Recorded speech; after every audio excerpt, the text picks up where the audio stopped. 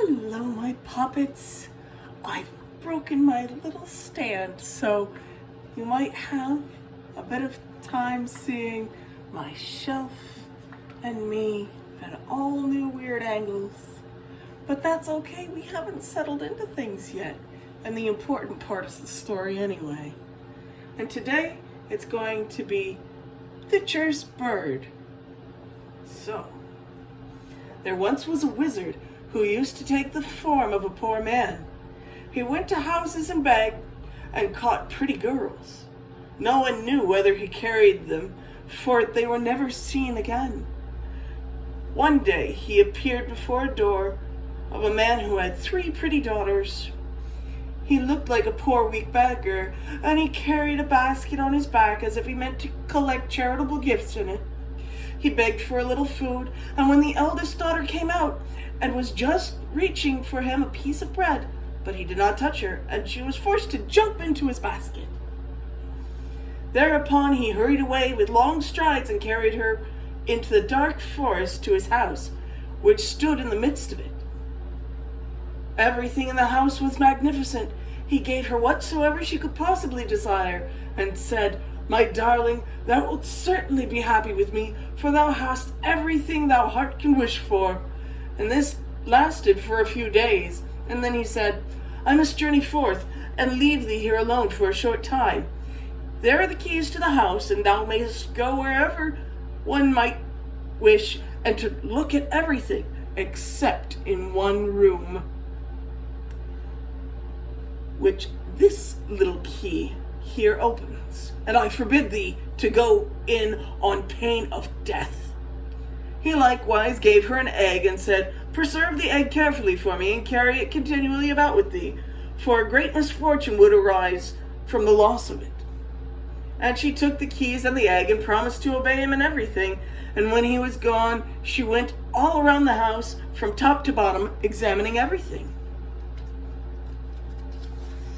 The rooms shone with silver and gold, and she thought she had never seen such great splendor. At length she came to the forbidden door, and she wished to pass it by, but curiosity let her have no rest.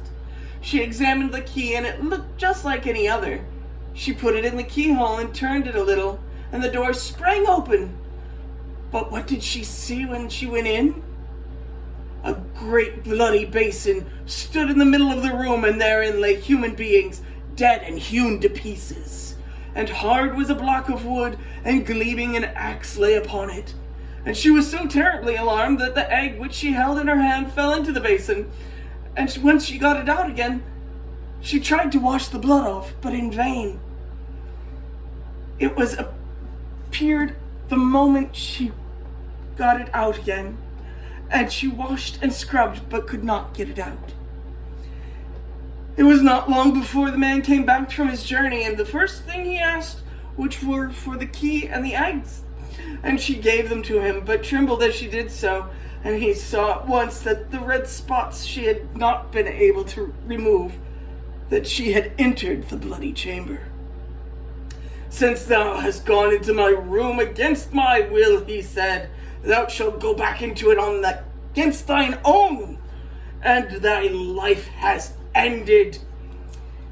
And he threw her down and dragged her thither by the hair and cut off her head on the block and hewn her into pieces so that the blood ran on the ground. Then he threw her into the basin with the rest. "Now I will fetch the second myself." And the wizard again set about in the shape of a poor man and begged. Then the second daughter brought him a piece of bread, and he took her like the first by simply touching her, and carried her away. She did not fare better than her sister.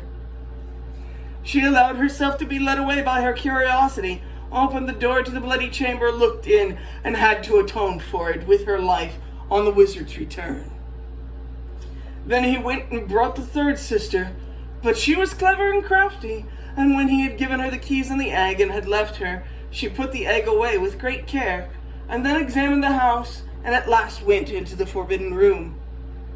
Alas, what she did behold! Both her sisters lay in the basin, cruelly murdered and cut into pieces. She began to gather the limbs together and put them in order, head, body, arms, and legs. And when nothing further was lacking, the limbs began to move and unite themselves together, and both the maidens upon opened their eyes and were once more alive. They rejoiced and kissed and caressed one another. On his arrival, the man at once demanded the egg and key, but as he could perceive no trace of blood on it, he said, "Thou hast stood the test, and thou shalt be my bride." And he now no longer had any power over her, and was forced to do whatever she desired. "Oh, very well," she said. "Thou first shalt take a basket full of gold to my father and mother, and carry it thyself on thy back. In the meantime, I will prepare for the wedding." Then she ran to her sisters, whom she had hidden in a little chamber, and said, "The moment has come where I can save you. The wretch shall himself carry you home again, but as soon as you are home, send help to me."